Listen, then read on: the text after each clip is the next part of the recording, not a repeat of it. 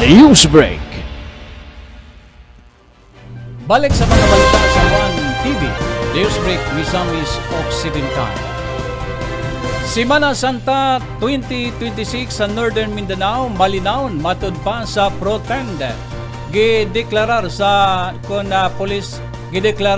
Police Regional Office Pro-Tend nga malinaon og hapsay ang pag-obserbar sa Semana Santa 2026 sa Tibok Region.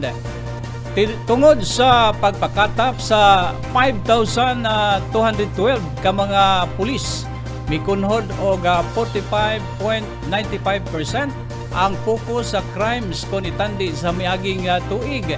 Bisan pa man sa malampusong seguridad, nakatala ang kapulisan og 4 ka kaso sa pagkalumos nga miresulta sa kamatayon sa 2 ka bata og 2 ka hamtong.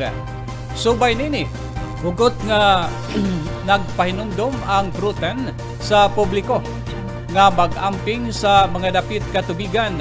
Sa pikas bahin, wala gihapon lungi sa otoridad ang kriminalidad human sa kon nakasibat og 39.2 milyon nga kantidad sa smuggled nga sigarilyo og 2.8 milyon nga gamit sa illegal mining atol sa Quaresma.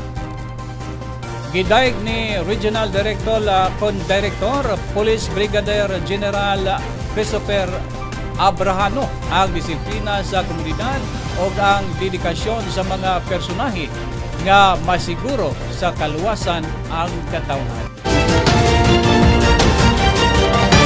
One TV. Newsbreak.